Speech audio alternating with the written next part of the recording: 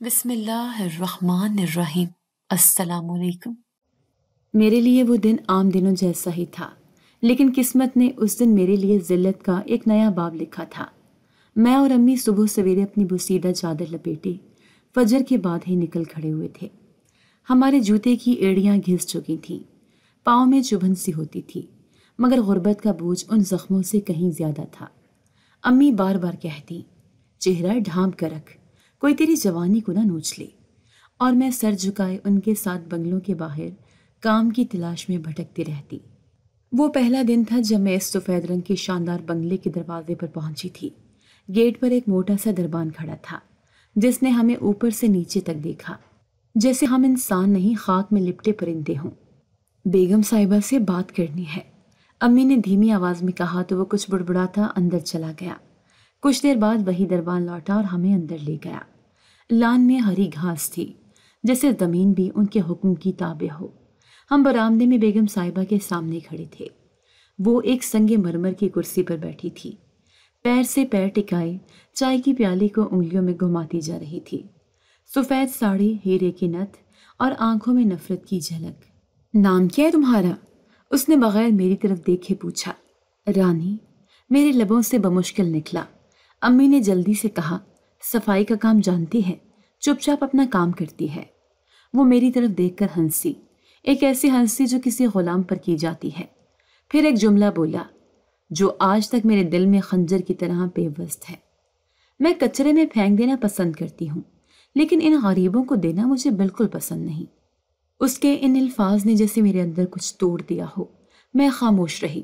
بیگم صاحبہ نے کمرے کی صفائی، کپڑوں کی دھلائی، برتن مانجنے اور سودا لانے کا کام گنوایا۔ تنخواہ کے نام پر بس اتنا کہا، وقت پر آتی رہو گی تو مہینے کے آخر میں کچھ دے دوں گی، اور ہاں، پانی کا گھونٹ بھی یہاں سے نہیں ملے گا، اپنے گھر سے لایا کرو۔ مجھے لگا جس سے میں پتھر بن گئی ہوں۔ انسان کو پیاس نہ لگے، بھوک نہ لگے، مگر امی کی آنکھوں میں امید کی نمی تھی۔ انہوں نے فوراً کہا، ہم خوشی خوشی سب کام کریں گے بیگم جی۔ میں نے اگلے دن سے کام شروع کر دیا۔ بنگلہ بڑا تھا، کام بھی زیادہ۔ دن میں کئی بار جھاڑو، کپڑے دھونا، صحن کی صفائی اور رات گئے تک برتن مانجنا۔ بیگم صاحبہ ہر کام پر انگلی رکھتی۔ اگر کوئی چیز ٹیڑھی ہو تو باتیں سننے کو ملتی، تم لوگوں کو صفائی کا سلیقہ نہیں، جاہل لوگ۔ میں روز شام کو تھکی ہاری واپس آتی تو امی میرے پاؤں دباتی، مجھے آرام کرنے دیتی۔ ایک دن جب میں کچن کی صفائی کر رہی تھی، میں نے دیکھا کہ فریج میں ایک پلیٹ میں بریانی رکھی ہے۔ اچھی خوشبو تھی، شاید صبح کی بچی ہوئی ہو۔ ایک خیال آیا، امی کے لیے تھوڑی لے جاؤں، لیکن پھر بیگم صاحبہ کی آواز آئی، رانی، وہ بچا ہوا کھانا باہر پھینکا نا، ہمیں دوبارہ گرم کر کے کھانے کی عادت نہیں۔ بیگم جی، یہ تو صاف ہے، اگر آپ اجازت دیں تو۔ اس سے پہلے کہ میں بات مکمل کرتی، اس نے تیز آواز میں کہا، کیا کہا؟ تم کھاؤ گی؟ تم لوگوں کی اوقات یہی ہے، بچا کھچا کھانے کو تیار ہو جاتے ہو، باہر جا کے کچرے میں پھینکو۔ میں چپ چاپ پلیٹ اٹھا کر باہر آ گئی۔ صبح کے 4 بجے تھے، جسم بخار سے پگھل رہا تھا۔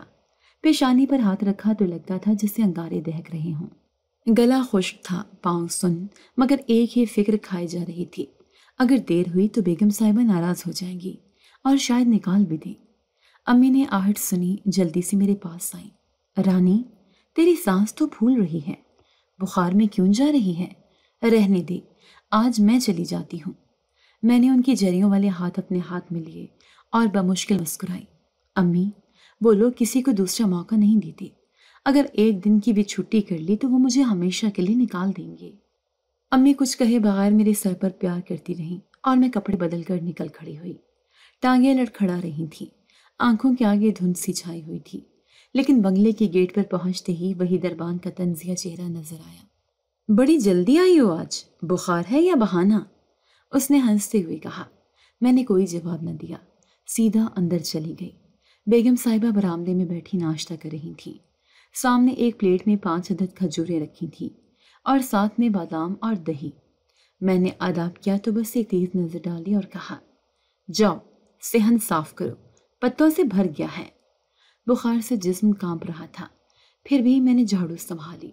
آنکھیں بند ہو رہی تھیں، دل گھبرا رہا تھا۔ کسی نہ کسی طرح خود کو سنبھال کر کچن کی طرف بڑھی۔ بیگم صاحبہ ابھی بھی ناشتے کی میز پر بیٹھی تھیں۔ میں نے نرمی سے کہا، بیگم صاحبہ اگر 2 کھجوریں دے دیں تو مہربانی ہوگی، بخار ہے، آج ناشتے کے بغیر آئی ہوں، سر چکرا رہا ہے۔ اس نے میری طرف دیکھا جیسے میں نے کوئی بہت بڑی گستاخی کر دی ہو، پھر اپنے پیر پر رکھی پلیٹ سے کھجوریں اٹھا کر نیچے پھینکتے ہوئے بولی، یہ مہنگی کھجور ہے، اجوا کھجور، تمہاری اوقات نہیں ہے کہ اسے کھاؤ۔ کھجوریں میرے پیروں کے قریب گریں مگر میں نے نہیں اٹھائیں۔ میں نے صرف اتنا کہا، اللہ کے عذاب سے ڈرے بیگم صاحبہ، یہ رزق ہے، اسے یوں نیچا نہ کریں۔ میری زبان سے یہ جملہ نکلا ہی تھا کہ بیگم صاحبہ کا چہرہ غصے سے سرخ ہو گیا۔ اس نے جھٹ سے ہاتھ اٹھایا اور میرے گال پر ایک زوردار تھپڑ دے مارا۔ ایسا لگا جیسے میرا وجود اس ضرب سے جھنجھلا اٹھا ہو۔ تم مجھے عذاب سے ڈرا رہی ہو؟ تم جیسی نیچ نوکرانیاں مجھے سمجھائیں گی کہ کیا صحیح ہے اور کیا غلط؟ نکلو میرے گھر سے، ابھی کے ابھی۔ میں ساکت کھڑی رہ گئی۔ اس کی آواز گونج رہی تھی جیسے ہر دیوار میرا مذاق اڑا رہی ہو۔ میں نے کچھ نہیں کہا، صرف چپ چاپ پیچھے ہٹی اور دروازے کی طرف چل پڑی۔ اس نے آخری جملہ پیچھے سے پھینکا، تنخواہ؟ بھاڑ میں گئی تمہاری تنخواہ۔ جو زبان دراز ہو اس کا کوئی حساب نہیں ہوتا۔ میرے قدم جیسے زمین میں دھنس گئے ہوں۔ یہ ایک تھپڑ نہیں تھا، یہ میری خودداری پر ایک وار تھا۔ وہ رقم جو میرے باپ کے دوا کے لیے درکار تھی، وہ چند 1000 روپے جو امی کے لیے دوائی بن سکتے تھے، سب ایک لمحے میں ختم ہو گئے۔ میں نے دروازہ پار کیا تو سورج پوری شدت سے چمک رہا تھا مگر میرے اندر اندھیرا چھا گیا تھا۔ سڑک پر قدم رکھتے ہی میری نظر ایک بچے پر پڑی جو کچرے سے روٹی کے ٹکڑے نکال کر کھا رہا تھا۔ میری آنکھوں سے آنسو پھسل پڑے۔ اس لمحے مجھے لگا کہ ہم جیسے لوگ شاید انسان نہیں، محض سانس لیتے ہوئے وجود ہیں جن کے جذبات، بھوک، عزت سب لاشعور کی دھند میں گم ہو چکے ہیں۔ گھر پہنچی تو امی نے میرے چہرے پر نشان دیکھ لیا، فوراً میرے پاس آئیں۔ رانی، یہ کیا ہوا؟ میں نے آنکھیں چرا کر کہا، کچھ نہیں، کام سے نکال دیا، تھپڑ بھی مارا، بس یوں ہی، کھجور مانگی تھی۔ امی نے مجھے گلے لگا لیا، تجھے کھجور نہیں چاہیے بیٹا، تجھے عزت چاہیے، اور یہ عزت اللہ ایک دن ضرور دے گا۔ میں ان کی آغوش میں چھپ گئی۔ میرے آنسو ان کی قمیض میں جذب ہوتے رہے جیسے میری ساری بے بسی ان کے سینے میں اتر رہی ہو۔ یہ دنیا کتنی عجیب ہے نا، جو قربانیاں دے اسے صلہ نہیں ملتا، اور جو ظالم ہو وہ عزت سے جیتا ہے۔ میرے ابا کی کہانی سن کر دل کانپ اٹھتا ہے، کیونکہ ان کا درد میری زندگی کی جڑوں میں گندھا ہوا ہے۔ جو آنکھیں میری پیٹھ تھپکتی تھیں وہ ایک دن نمکین آنسوں سے بھر گئیں۔ جو ہاتھ مجھے انگلی پکڑ کر چلنا سکھاتے تھے وہ محض ایک چھڑی تھامنے کے قابل رہ گئے۔ ابا کسی وقت میں ایک سرکاری اسکول کے چوکیدار تھے، لیکن وہ نوکری چلی گئی تو ایک بنگلے کے مالک یہاں چوکیداری کا کام کرنے لگے۔ وہی بنگلہ جہاں کی مالکن اکثر گاڑی میں بیٹھ کر عورتوں کو نیچی نظروں سے دیکھتی تھی، اور صاحب جو ہمیشہ اخبار کے پیچھے چھپے رہتے تھے۔ ابا نے اپنی نوکری ہمیشہ دیانتداری سے کی، چاہے سردی کے ٹھٹھرتے راتیں ہوں یا برستی بارشیں۔ وہ گیٹ کے پاس کھڑے ہوتے، ہاتھ میں لاٹھی لیکن آنکھوں میں وفاداری۔ ایک رات کی بات ہے، ہوا تھمنے لگی تھی اور گھپ اندھیرا چھایا ہوا تھا۔ بنگلے کی طرف میں ایک عجیب سی خاموشی تھی۔ ابا حسب معمول اپنے اسٹول پر بیٹھے تھے کہ دیوار کے اوپر کچھ سائے حرکت کرتے دکھائی دیے تو نقاب پوش اندر کودے اور چپ چاپ کھسکنے لگے۔ ابا نے کچھ دیر سناٹا دیکھ کر فوری لاٹھی سنبھالی اور پیچھے پیچھے چپکے سے چل دیے۔ اندر پہنچے تو دیکھا کہ دونوں چور لاؤنج میں داخل ہو چکے تھے اور ایک نے صاحب کے کمرے کا دروازہ آہستہ سے کھولا۔ ابا نے ایک لمحہ بھی ضائع نہیں کیا، ہاتھ میں لاٹھی، دل میں خوف مگر جذبہ زندہ تھا۔ جیسے ہی وہ چور اندر بڑھے ابا نے ایک پر حملہ کیا۔ دھکم پیل میں دوسرا چور پیچھے سے آیا اور ابا کی ٹانگ پر زور سے کوئی دھاتی چیز مار دی۔ چیخ نکل گئی ان کے منہ سے، لیکن انہوں نے ہمت نہ ہاری، لڑتے رہے، زخمی ٹانگ سے مقابلہ کیا، یہاں تک کہ دونوں چور بھاگ نکلے۔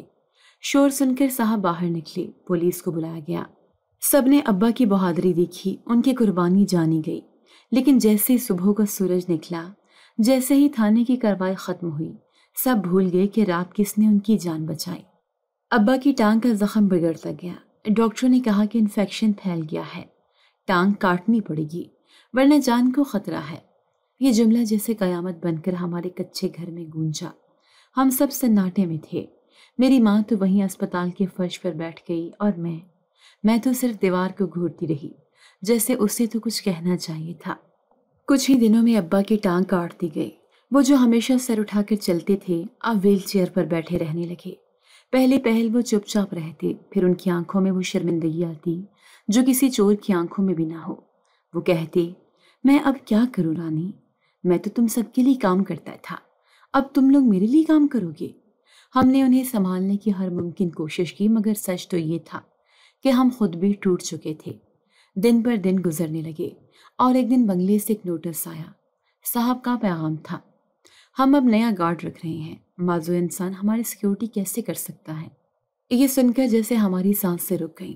وہی صاحب جن کی جان بچانے کے لیے ابا نے اپنی ٹانگ کھو دی، وہی اب ابا کو بوجھ سمجھ کر نکال رہے تھے۔ نہ کوئی مالی مدد، نہ کوئی شکریہ، بس ایک سر جملہ اور نوکری کا اختتام۔ فراق کے وہ دن ہماری زندگی کا کالا باب بن گئے۔ چولہا اکثر ٹھنڈا رہتا، میں خاموشی سے ان سب کے بیچ خود کو مضبوط کرنے لگی۔ راتوں کو جا کر کپڑے سیتی، کپڑے دھوتی، کام کی تلاش میں ہر دروازہ کھٹکھٹاتی۔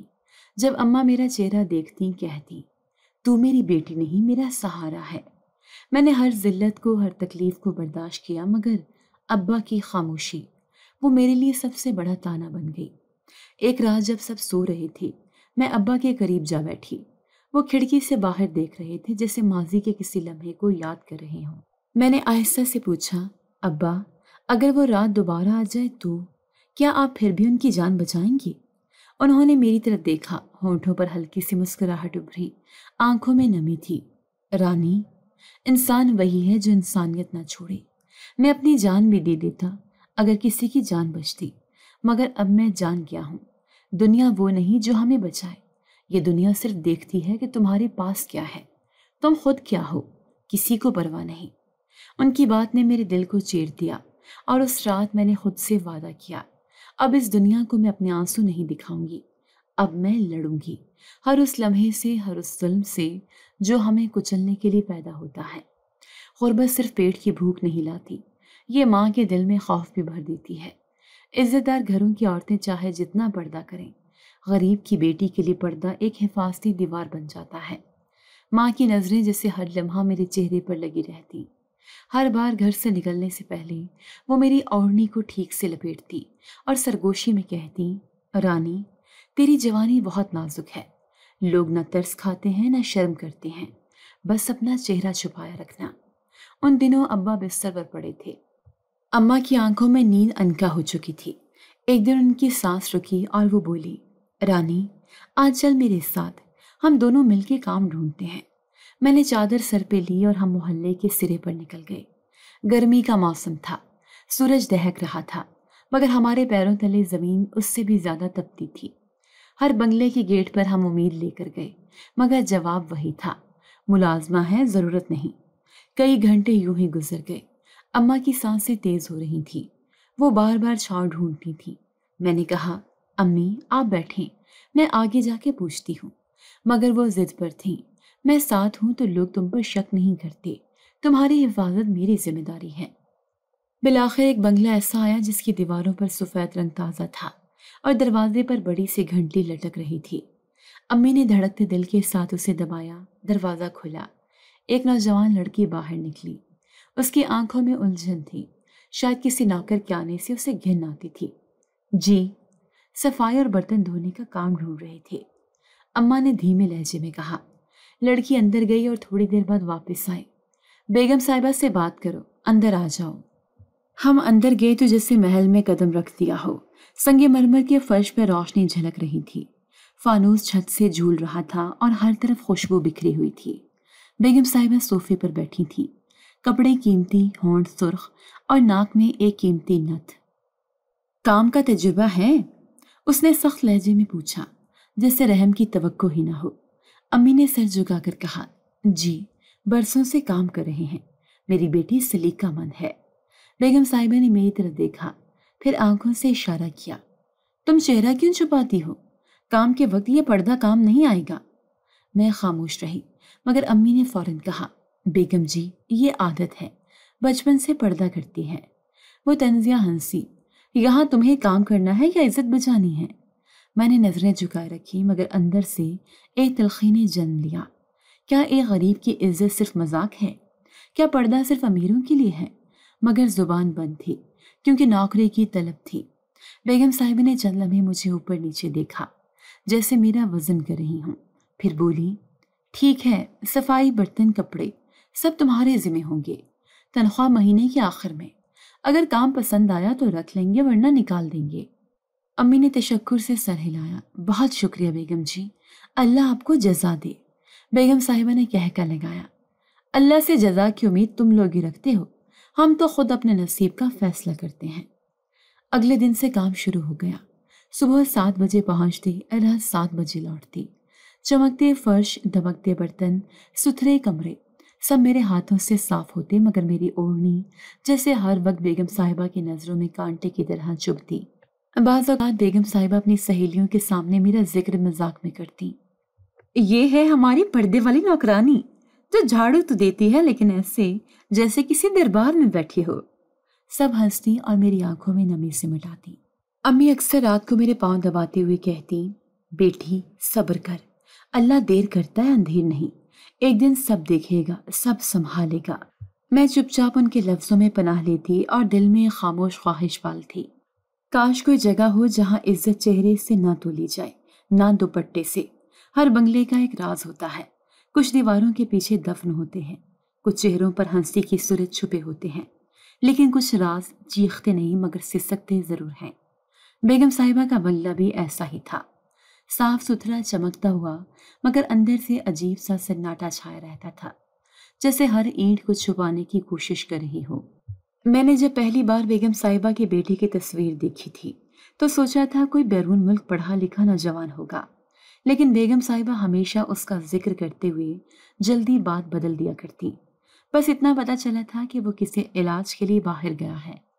پھر ایک دن اچانک گیٹ پر گاڑی رکی، باہر نکلا ایک لمبا دبلا پتلا نوجوان، سنہرے بال بکھرے ہوئے، آنکھوں میں عجیب سی خالی پن کی کیفیت، چال میں جھجک تھی جیسے زمین پر نہیں بلکہ کسی دھند پر چل رہا ہو، اور سب سے زیادہ اس کی نظریں جیسے کسی گہری کھائی سے جھانک رہی ہوں۔ بیگم صاحبہ نے سب ملازموں کو جمع کیا، مختصر سا تعارف دیا، یہ میرا بیٹا ہے جنید، ابھی ابھی واپس آیا ہے، اس کے سامنے کوئی اونچی آواز میں بات نہ کرے اور اس کے کسی حکم سے انکار نہ کیا جائے۔ میں نے سر جھکا دیا لیکن اندر کوئی انجانی بے چینی نے جگہ لے لی۔ جنید نے سب ملازموں پر ایک سرسری نظر ڈالی لیکن جب میری طرف دیکھا تو اس کی نظریں ٹک گئیں۔ میں نے فوراً نظریں نیچی کر لی لیکن اس کی نظریں میرے چہرے پر جیسے چپک سی گئیں۔ دن گزرتے گئے اور جنید کی موجودگی بنگلے کے ماحول میں ایک خاموش سا بوجھ بن گئی۔ وہ اکثر بغیر کسی وجہ کے کمرے سے باہر نکلا تھا، کبھی ہنستا، کبھی بغیر بات کے دروازے بند کرتا، کبھی برآمدے میں ٹہلتا رہتا جیسے کسی چیز کی تلاش میں ہو۔ باقی ملازم اس سے دور رہتے اور بیگم صاحبہ بھی زیادہ تر اسے اکیلا چھوڑ دیتی تھی۔ ایک دن میں جھاڑو دے رہی تھی کہ جنید قریب آ گیا۔ اس نے ایک دم پوچھا، تمہارا نام کیا ہے؟ میں نے چونک کر کہا، رانی۔ رانی؟ اس نے دہرایا جیسے یہ نام اسے کسی خواب میں سنائی دیا ہو۔ پھر وہ ہنسنے لگا، رانی تو ہمیشہ محل میں رہتی ہے، تم یہاں کیا کر رہی ہو؟ میں نے خاموشی اختیار کی، دل تیزی سے دھڑکنے لگا تھا۔ اس کے لہجے میں بچپنا بھی تھا، پاگل پن بھی، اور کہیں کہیں ایک ایسا اندھیرا جو انسان کو نگل سکتا ہے۔ پھر دن بدن وہ میری موجودگی میں زیادہ وقت گھر پر گزارنے لگا۔ ایک دن میں لان میں کپڑے سکھا رہی تھی کہ اس کی آواز آئی، رانی تم خوبصورت ہو۔ میرے ہاتھ میں پکڑی قمیض زمین پر گر گئی۔ میں نے پلٹ کر نہیں دیکھا، صرف کہا، آپ اندر جائیں، یہ جگہ صرف کام کے لیے ہے۔ لیکن تم کام نہیں، خواب لگتی ہو، وہ بولا جیسے خود سے بات کر رہا ہو۔ بیگم صاحبہ دور سے آ گئی اور ہمیں اس حال میں دیکھ کر فوراً چلائیں، جنید اندر جاؤ۔ پھر میری طرف دیکھا، تمہیں میں نے کیا سمجھایا تھا؟ میرے بیٹے کے قریب مت آنا، وہ ٹھیک نہیں ہے، اگر کچھ ہوا تو نوکری تو جائے گی ہی، تمہاری عزت بھی داؤ پر لگ جائے گی۔ میں نے نظریں جھکا لی لیکن اندر سے دل میں سوال اٹھا، اگر وہ ٹھیک نہیں ہے تو مجھے اس کے قریب کیوں رکھا جا رہا ہے؟ میرے دل میں ایک انجانی دہشت بیٹھ چکی تھی۔ ایک دن جنید نے صاف کہا، میں چاہتا ہوں تم ہر وقت میرے آس پاس رہو، میرے کمرے کی صفائی تم ہی کرو، میرے لیے کھانا تم ہی بناؤ، مجھے تمہاری آواز پسند ہے۔ میں نے ہمت کر کے بیگم صاحبہ سے کہا، بیگم جی میں صرف عام کام کرنا چاہتی ہوں، جنید صاحب کے کمرے میں اکیلے نہیں جاؤں گی۔ بیگم صاحبہ نے آنکھیں تنگ کر کے میری طرف دیکھا جیسے میں نے کوئی حد پار کرتی ہو۔ میرا بیٹا بیمار ہے، اگر تم اس کے کسی حکم سے انکار کرو گی تو تمہاری تنخواہ کاٹ لی جائے گی یا نکال دیا جائے گا۔ اب معاملہ صرف نوکری کا نہیں رہا تھا، یہ میری عزت، میرا سکون، میری سانسوں کا سوال بن چکا تھا۔ ہر دن نہ میرے لیے ایک نیا امتحان بن گیا تھا۔ مجھے ہر لمحہ لگتا جیسے کسی نے میرے آس پاس دیواریں کھڑی کر دی ہوں اور میں اندر قید ہو گئی ہوں۔ میں بس رات کو اماں کے پاس جا کر خاموشی سے سر رکھتی اور آنکھیں بند کر کے سوچتی، کیا یہ بنگلہ صرف دولت سے مالا مال ہے یا اس کے ہر کمرے میں ایک اندھی کہانی چھپی ہے؟ جنید کی واپسی میرے لیے صرف ایک شخص کی آمد نہیں تھی، وہ ایک سائے کی طرح میری زندگی میں داخل ہوا تھا، جس کا سایہ بڑھتا جا رہا تھا اور میں اس سائے کے نیچے دبتی جا رہی تھی۔ لیکن میں جانتی تھی یہ صرف آغاز ہے اور کچھ تو ضرور ہونے والا ہے۔ بعض نظریں الفاظ سے زیادہ تیز ہوتی ہیں، وہ جسم کو نہیں روح کو نوچتی ہیں۔ جنید کی نظریں بھی ایسی ہی تھیں، خاموش مگر اندر تک چھید دینے والی۔ اس دن کی صبح عام سی تھی، لیکن میرے اندر ایک عجیب گھٹن کا احساس تھا۔ جب بنگلے پہنچے تو بیگم صاحبہ گھر پر نہیں تھی۔ ملازمہ نے بتایا، بیگم بازار گئی ہیں، کچھ دیر میں آئیں گی۔ مجھے تھوڑی راحت محسوس ہوئی۔ میں نے جھاڑو اٹھایا اور صحن کی طرف چل دی۔ ابھی جھاڑو لگاتے کچھ ہی دیر ہوئی تھی کہ جنید کی آواز آئی، رانی میرے کمرے کی صفائی کرو فوراً۔ میں چونک گئی۔ میں ہمیشہ اس شرط پر اس کے کمرے میں جاتی تھی جب وہ باہر ہوتا تھا، لیکن آج اس کی آواز میں ایک زبردستی تھی، ایک حکم جو انکار برداشت نہیں کرتا تھا۔ میں نے آہستہ سے کہا، جنید صاحب اگر آپ کچھ دیر باہر آ جائیں تو میں صفائی کر لوں۔ وہ دروازے پر آ کھڑا ہوا، سر سے پاؤں تک مجھے گھورا، پھر طنزیہ مسکراہٹ کے ساتھ بولا، میں باہر کیوں جاؤں؟ تم میرے کمرے میں صفائی کر رہی ہو، نہ کہ میں تمہارے۔ دل میں خوف کی لہر دوڑ گئی، مگر میں جانتی تھی کہ انکار کا مطلب بیگم صاحبہ کا غصہ ہوگا، تنخواہ کاٹ لی جائے گی، شاید نوکری بھی چلی جائے۔ میں چپ چاپ اندر داخل ہوئی۔ کمرے میں ایک عجیب سی بسانت تھی، جیسے وقت رک گیا ہو۔ میز پر ادھ کھلی دوائیاں، بکھری ہوئی کتابیں اور دیوار پر ایک آئینہ جس میں میری تھکن زدہ شکل قید ہو گئی تھی۔ میں صفائی کرنے لگی، جھاڑن مارنے لگی، مگر جنید وہیں بستر پر بیٹھا مجھے دیکھتا رہا۔ اس کی نظریں میرے ہاتھوں کی جنبش پر تھیں، میری چادر پر، میرے دوپٹے کی شکنوں پر۔ میں جان بوجھ کر اس سے نظریں چرا رہی تھی، لیکن اس کی نظریں پیچھا نہیں چھوڑ رہی تھیں۔ اچانک اس نے کہا، رانی تم نے کبھی آئینہ دیکھا ہے؟ میں نے چونک کر اس کی طرف دیکھا۔ جی، تم خوبصورت ہو، تمہاری آنکھیں بہت بولتی ہیں، جیسے خاموشی میں چیختی ہوں۔ میرا دل جیسے ساکت ہو گیا۔ میں نے صفائی جاری رکھی، جواب نہیں دیا۔ وہ اٹھا، آہستہ آہستہ میرے قریب آ گیا۔ اس نے میرے چہرے پر بڑا دوپٹہ ہٹا دیا۔ کیوں چھپاتی ہو اپنا چہرہ؟ یہ چہرہ دیکھنے کے قابل ہے۔ میں نے ایک جھٹکے سے دوپٹہ واپس کھینچا اور پیچھے ہٹ گئی۔ وہ ہنسنے لگا۔ اس کی ہنسی میں معصومیت نہیں، پاگل پن تھا۔ تم ڈرتی ہو؟ میں برا نہیں ہوں رانی، بس تم مجھے اچھے لگتے ہو۔ میں نے جلدی سے صفائی ختم کی، سامان اٹھایا اور کمرے سے نکلنے لگی تو اس نے دروازے کے قریب آ کر راہ روکی۔ تم روز میرے کمرے کی صفائی کیا کرو گی میری موجودگی میں، مجھے اچھا لگتا ہے۔ میرا دل جیسے حلق میں آ گیا۔ میں نے ایک لمحہ ضائع کیے بغیر دروازہ کھولا اور باہر نکل آئی۔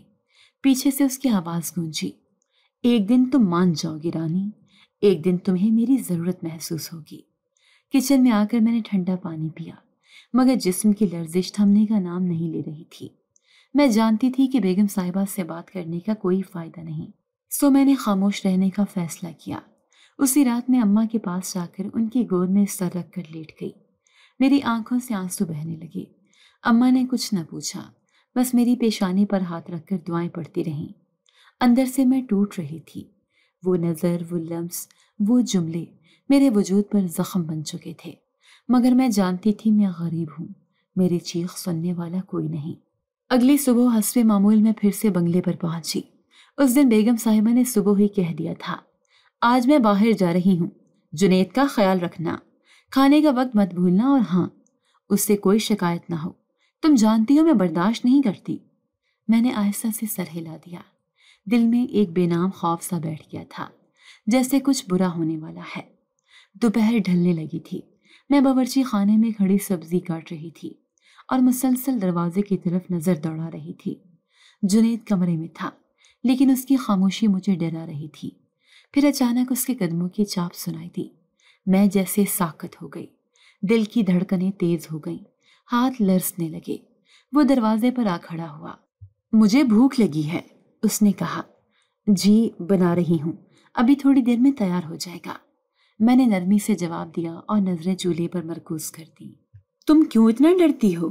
اس نے آہستہ سے کہا۔ میں تمہارا کچھ نہیں بگاڑوں گا، بس تمہیں چھونا چاہتا ہوں۔ میری کمر سیدھی ہو گئی۔ میں نے جھٹ سے پیچھے مڑ کر کہا، آپ ایسا مت کہیں پلیز، میں صرف آپ کے لیے کھانا بنا رہی ہوں اور کچھ نہیں۔ وہ قریب آ گیا، سانسیں میرے چہرے سے ٹکرا رہی تھی۔ اس نے میرے دوپٹے کی کون پکڑی اور آہستہ آہستہ اسے سرکانے لگا۔ تم بہت خوبصورت ہو رانی، تمہاری جلد، تمہاری خوشبو، سب کچھ مجھے اپنی طرف کھینچتا ہے۔ میں نے ایک لمحے کے لیے سب کچھ بھول کر چاقو چھوڑ کر اس کے ہاتھ جھٹک دیے اور پیچھے ہٹی۔ کیا بدتمیزی ہے یہ؟ آپ کو شرم آنی چاہیے۔ میری آواز کانپ رہی تھی، لیکن اس میں ایک آگ تھی۔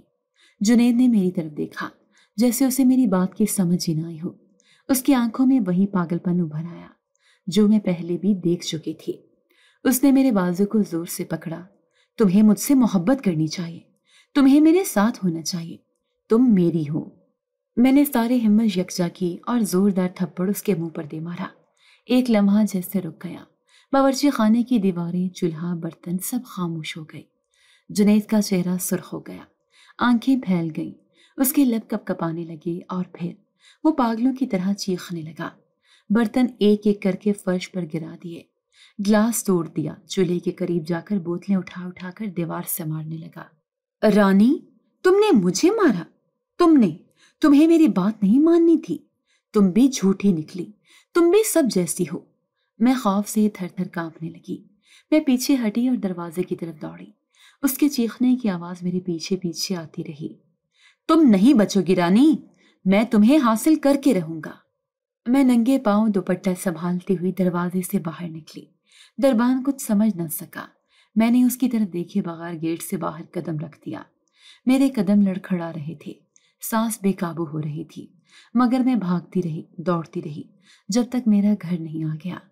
دروازہ کھولتے میں اندر داخل ہوئی اور ماں کو دیکھتے ہی ان سے لپٹ گئی۔ امی، مجھے بچا لیں، مجھے اس گھر میں نہیں جانا، وہ پاگل ہے، مجھے کچھ کر دے گا۔ امی نے مجھے بازوں میں لے لیا، میرے سر پر ہاتھ رکھا اور بار بار پوچھتی رہی، کیا ہوا بیٹی، کیا کیا اس نے؟ میں کچھ نہ کہہ سکی، صرف روتی رہی۔ میرے آنسو، میرا بدن، میری سانس سب دہک رہی تھی۔ مجھے لگا جیسے میرا وجود کسی نے نچوڑ دیا ہو، جیسے میری ہڈیوں میں بھی لرزا ہے۔ امی میرے بال سہلاتی رہیں اور بس یہی کہتی رہیں، بس کر جا بیٹی، رب سب کچھ دیکھ رہا ہے، وہ ظالم کو یوں چھوڑتا نہیں۔ میں چاہتی تھی کہ امی سچ بول رہی ہوں، کہ رب واقعی سب دیکھ رہا ہو، لیکن اس وقت میرے اندر اندھیرا تھا، بے بسی تھی اور خاموشی۔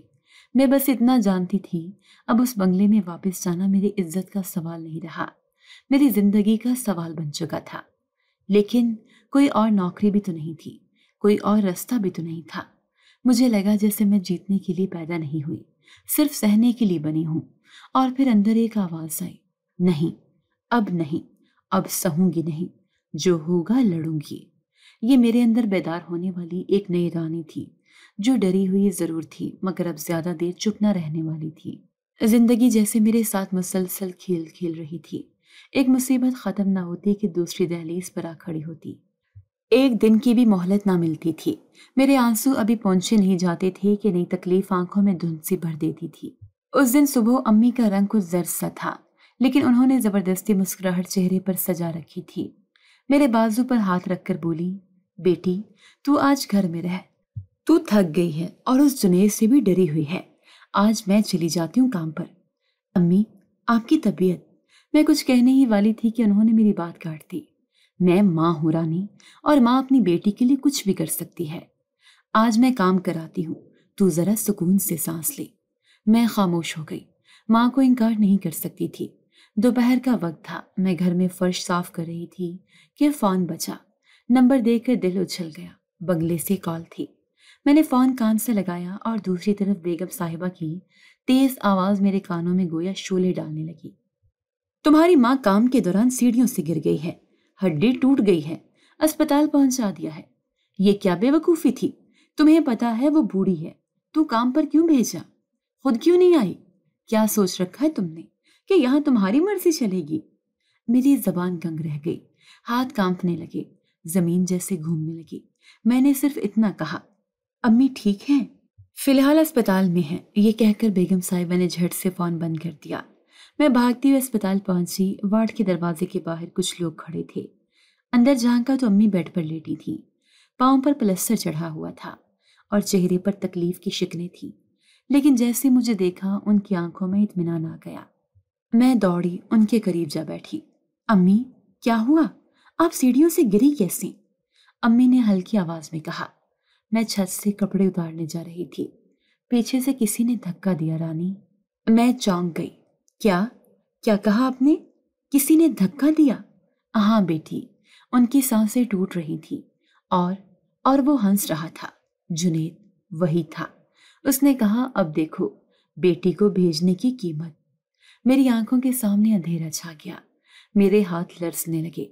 गुस्से और दुख के मिले जुले जज्बात से मेरे अंदर की जमीन हिल गई। मेरे सीने में एक आग भड़कने लगी। मैं खामोशी से अम्मी के पांव सहलाती रही। उनकी आंखें बार बार बंद हो रही थीं और मैं दुआएं मांगती रही।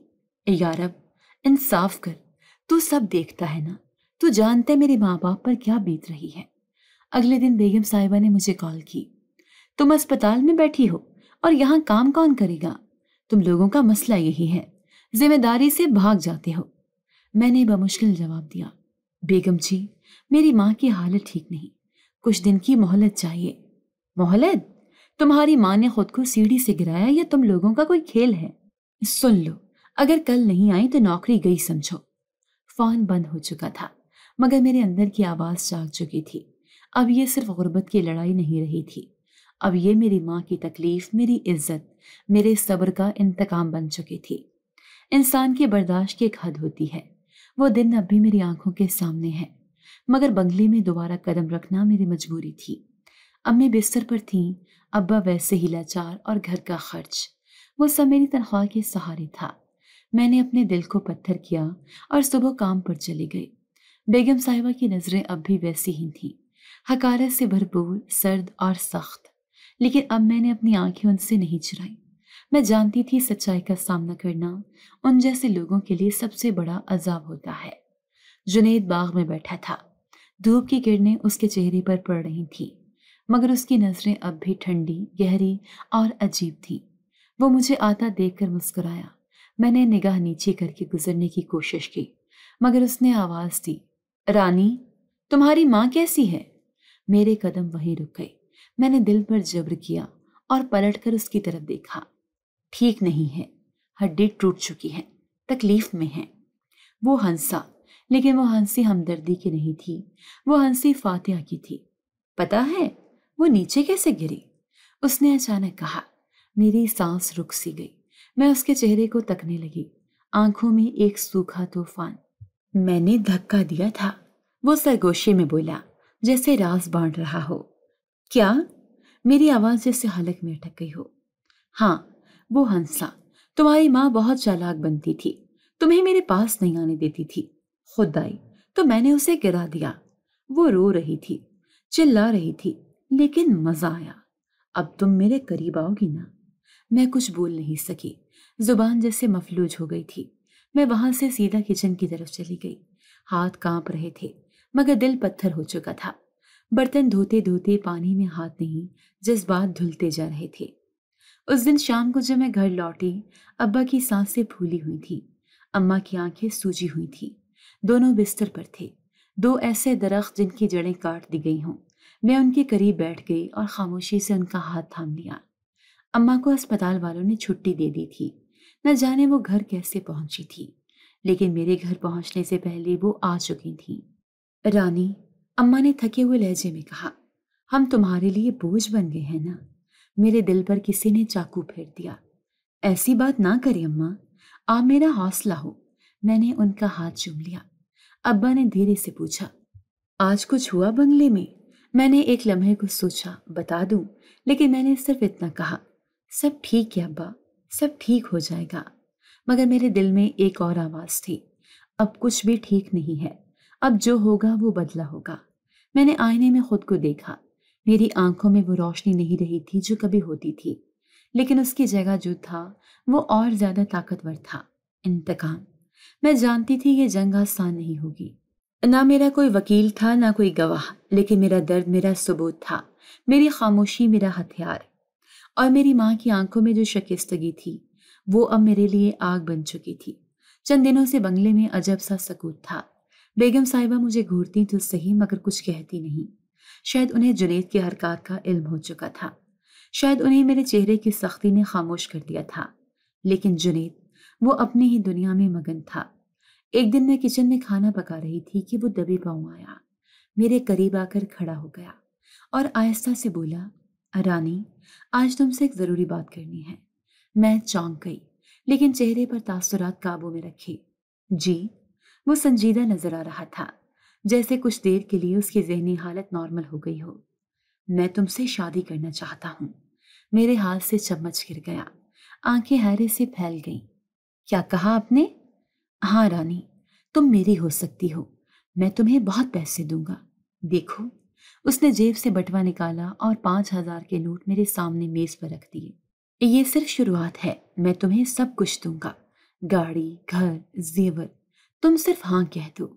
मेरे अंदर एक जहर उबलने लगा। मैंने नोटों की तरफ देखा जैसे वो आग के अंगारे हों। उनमें मेरी माँ की टूटी टांग, मेरे बाप की कटी हुई टांग, मेरे अंदर की चीखें सब लिपटी हुई थी। आप समझते हैं मेरी कीमत लगा सकते हैं? मैंने सख्त लहजे में कहा। नहीं रानी, मैं तुमसे मोहब्बत करता हूँ। तुम्हारी आंखों में वो चीज है जो मैंने कभी नहीं देखी। तुम नरमी हो, तुम रोशनी हो, और मैं अंधेरे में हूँ। तुम मेरे लिए रोशनी बन सकती हो। एक लम्हे को मैं खामोश हो गई।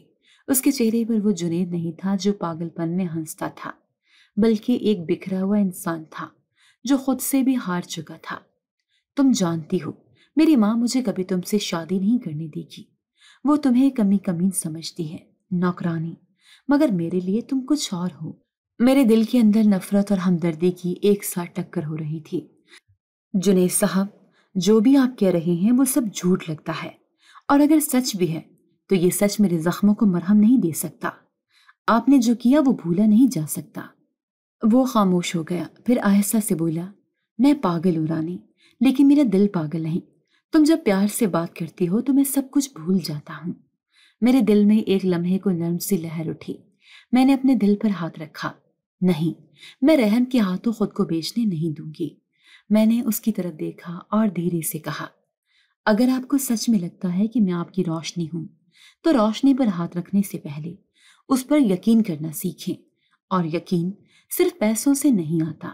वो मेरी बात सुनकर कुछ पल खामोश रहा, फिर आहिस्ता से नोट वापस जेब में रख लिए और कमरे से निकल गया। मैं भी अपनी जगह खड़ी रही। कुछ देर दिल में उलझाव था, क्या वो वाकई बदल रहा है या ये सिर्फ एक नया रूप था, उसके खेल का। मैं नहीं जानती, मगर एक बात वाज़िया हो चुकी थी, ये मोहब्बत नहीं थी, ये सौदा था, और मैं बिकने वालों में से नहीं थी। उस रात जब मैं अम्मा के पास बैठी उनके पांव दबा रही थी, तो वो कहने लगी, रानी, अगर कभी तुम्हारी किस्मत बदलने का मौका मिले तो डरना नहीं, लेकिन शर्त ये है कि इज्जत बची रहे। मैंने माँ की आंखों में देखा, उन आंखों में ख्वाब अभी बाकी थे, टूटे नहीं थे। अब जुनैद की पेशकश, उसकी बातें, उसकी नजरों की आग मेरे लिए नया हथियार बन चुकी थी। मैं जान चुकी थी कि उसकी कमजोरी क्या है, मेरी नरमी। लेकिन अब मैं वो नरमी एक हथियार के तौर पर इस्तेमाल करूंगी, क्योंकि कभी कभी दुश्मन को गिराने के लिए उसके करीब जाना पड़ता है। और ये खेल अब मैं खेलूंगी, खामोशी से, चालाकी से, मगर इज्जत के साथ। मैंने हमेशा बेगम साहिबा को जालिम, सख्त दिल और तकब्बुर में डूबी हुई औरत के रूप में देखा था, लेकिन जिस दिन मैंने उसे अपने ही बेटे पर हाथ उठाते देखा, उस दिन मेरे अंदर एक नई हालत ने जन्म लिया। क्योंकि वो जुल्म जो मैं पराया समझती थी, वो घर के अंदर भी जड़ें जमा चुका था। ये सब उस दिन शुरू हुआ जब जुनैद ने सबके सामने अपनी माँ से साफ साफ कह दिया, میں رانی سے شادی کرنا چاہتا ہوں۔ بیگم صاحبہ اس وقت ڈرائنگ روم میں اپنے سہیلیوں کے ساتھ بیٹھی تھیں۔ سب کے ہاتھ میں چائے کے کپ، زبانوں پر چکنی باتیں اور دلوں میں دنیا بھر کا غرور۔ جیسے جنید کی آواز گونجی، پورے کمرے میں خاموشی چھا گئی۔ سہیلیوں کی نظریں پہلے جنید پر، پھر بیگم صاحبہ پر جا ٹکی۔ ماحول میں جیسے بارود بکھر گیا ہو۔ بیگم صاحبہ نے ایک دم آنکھیں سکیڑی اور ہونٹ بھینچ کر بولی، کیا بکواس ہے یہ؟ جنید نے اپنی بات دہراتے ہوئے کہا، میں نے کہا میں رانی سے شادی کرنا چاہتا ہوں، وہ مجھے پسند ہے، میں اس کے بغیر نہیں رہ سکتا۔ بیگم صاحبہ کا چہرہ سرخ ہو گیا، جیسے اس کے غرور پر کسی نے تمانچہ مارا ہو۔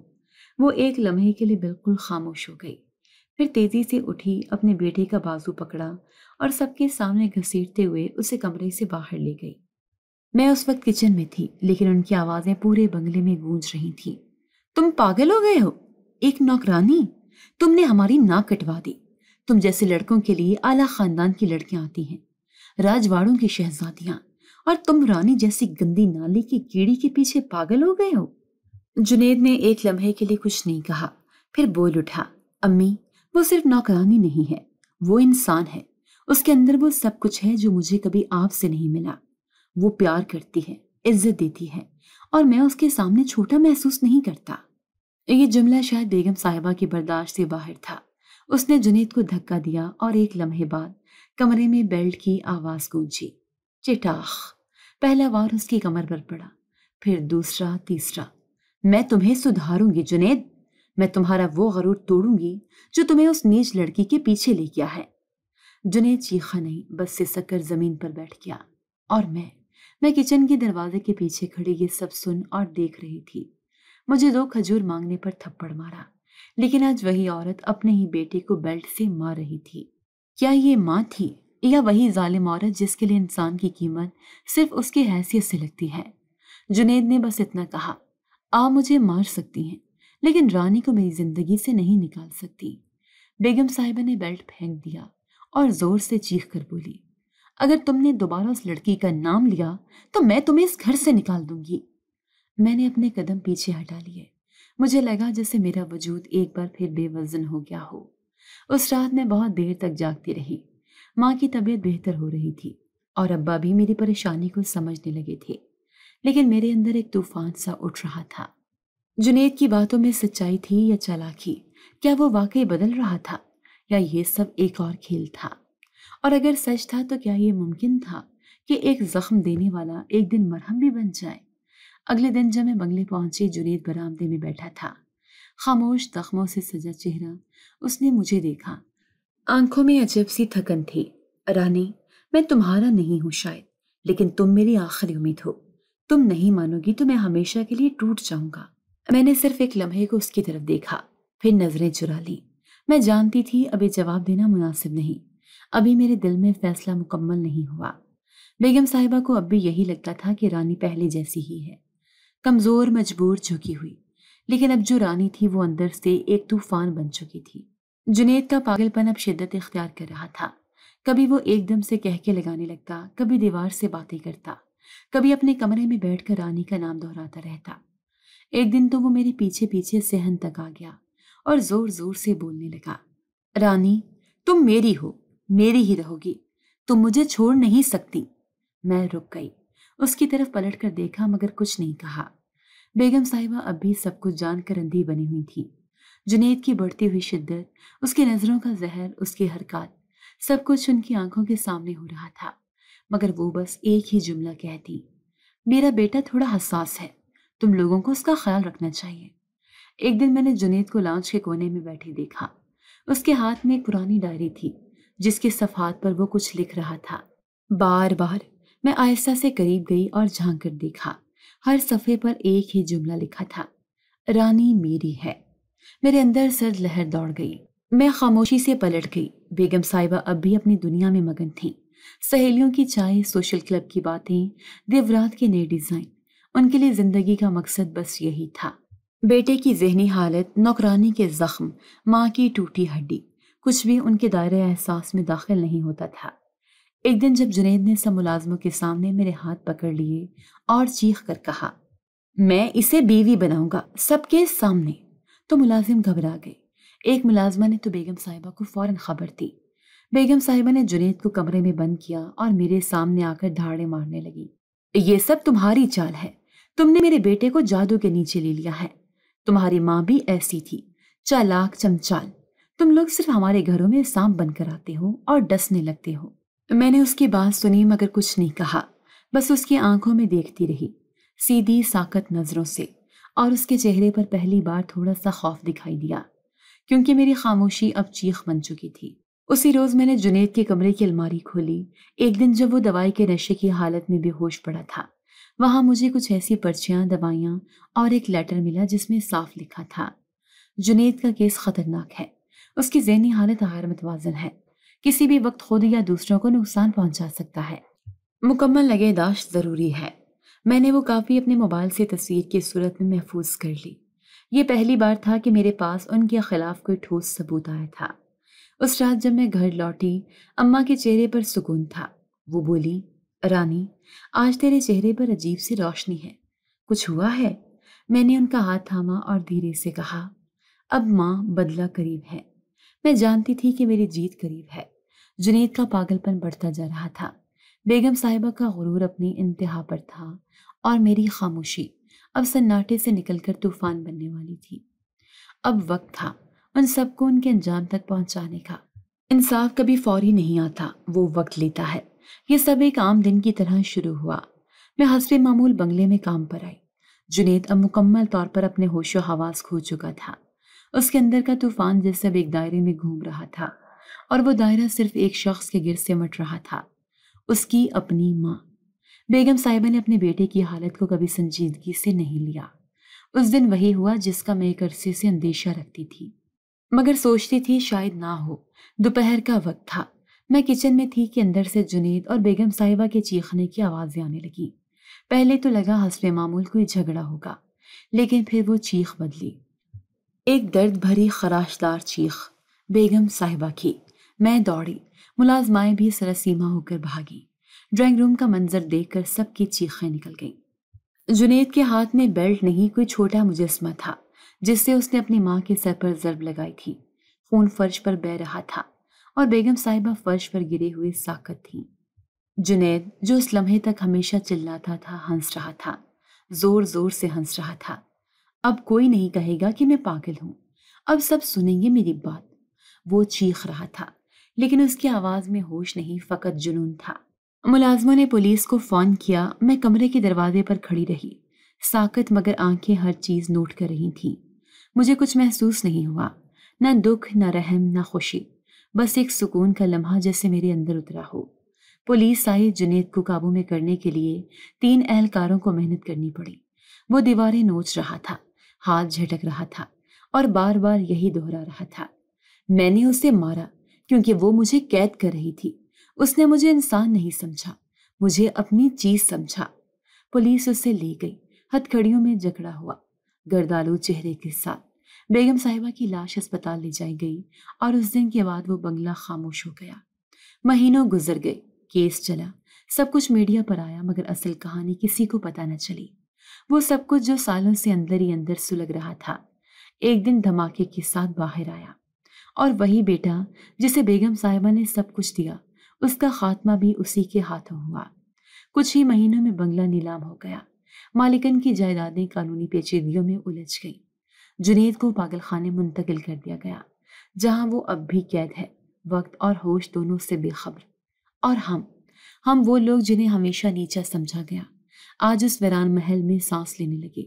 پرانی ملازمائیں اب ایک ایک کمرے میں رہتی تھیں، جو پہلے صرف جھاڑو دینے کے لیے کھولا جاتا تھا۔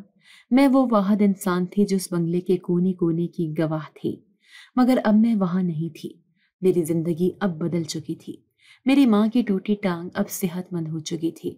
ابا نے ویل چیئر کو چھوڑ کر چھڑی تھام لی تھی۔ ہم نے وہ چھوٹا سا گھر لے لیا تھا جس کا خواب ہم برسوں سے دیکھتے آئے تھے۔ اور میں اب رانی نہیں تھی، صرف ایک نوکرانی نہیں، میں اب ایک بیوی تھی، ایک ساتھی، ایک دوست۔ میری شادی اس شخص سے ہوئی جو میرے حالات، میری خاموشی، میری آنکھوں کے پیچھے چھپے زخموں کو لفظوں کے بغیر سمجھتا تھا۔ وہ پڑھا لکھا تھا، مگر اس کی سب سے بڑی تعلیم اس کا اخلاق تھا۔ اس کے پاس چھوٹی سی گاڑی تھی مگر اس کی زبان میں عزت تھی، اور وہ عزت میرے لیے سب سے بڑی دولت بن گئی۔